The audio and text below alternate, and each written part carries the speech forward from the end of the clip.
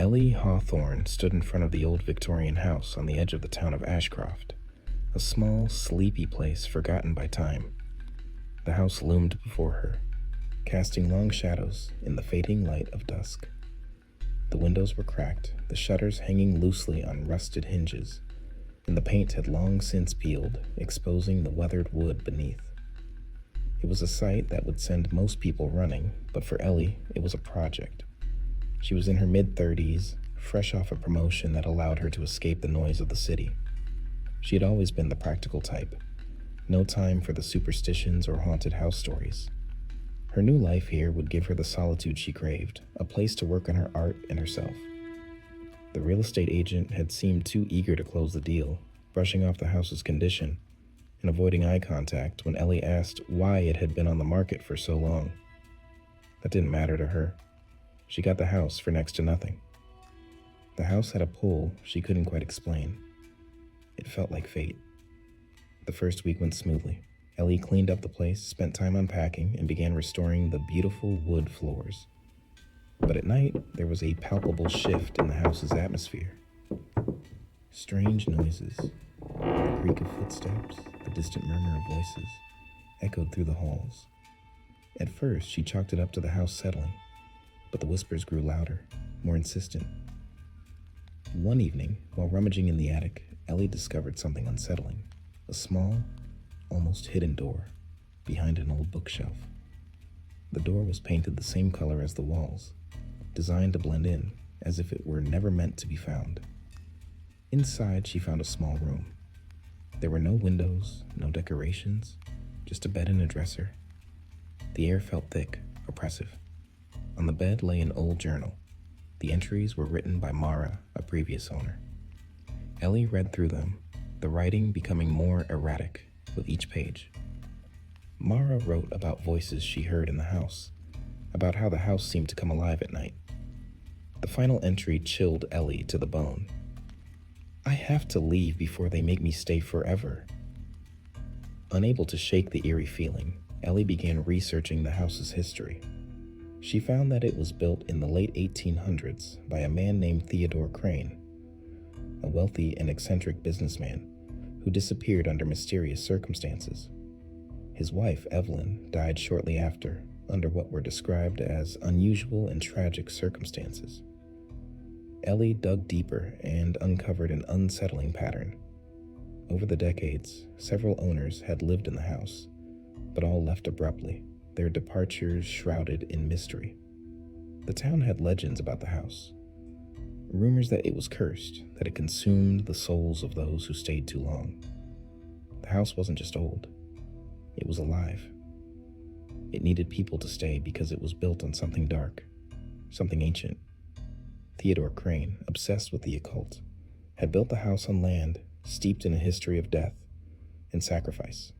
He had been trying to tap into powers beyond this world, and in doing so, he bound the house to those who lived within its walls. The house fed off its occupants, trapping their souls, using their fear and energy to sustain itself. Ellie's nights became increasingly restless. The whispers grew louder, sometimes calling her name. She began having vivid dreams of a woman in a long white dress, her face obscured, standing at the foot of her bed, staring.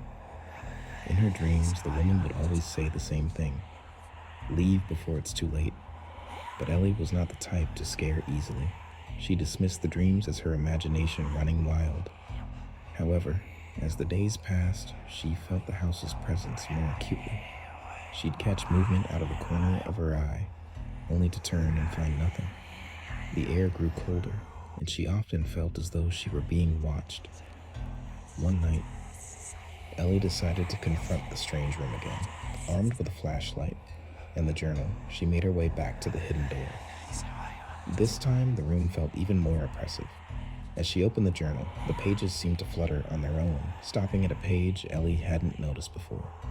It wasn't written in Mara's hand.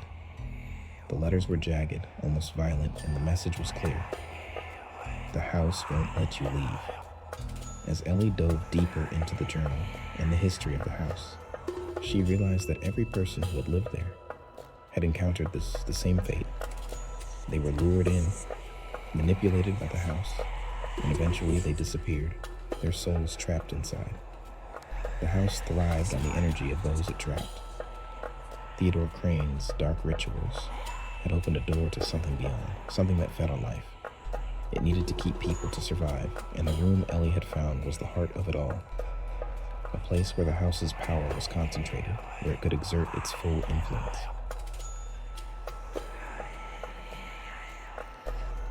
Ellie began seeing visions of the past, flashes of people who had lived there before her.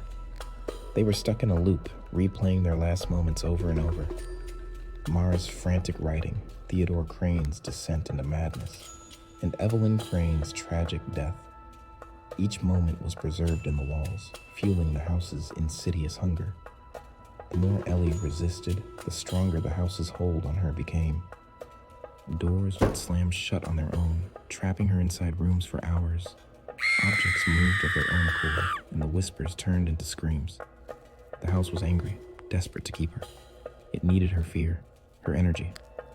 One night, as Ellie tried to flee, the house attacked. The walls seemed to close in on her, the floorboards buckling beneath her feet. She stumbled down the hallway, the air thick with malevolence. The whispers turned into a cacophony of voices, all urging her to stay, to give in. Just as she was about to break, Ellie had a revelation.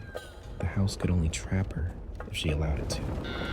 It fed on fear, on the energy of its occupants. But if she could find a way to break the cycle, to sever the connection Theodore Crane had forged, she might be able to escape.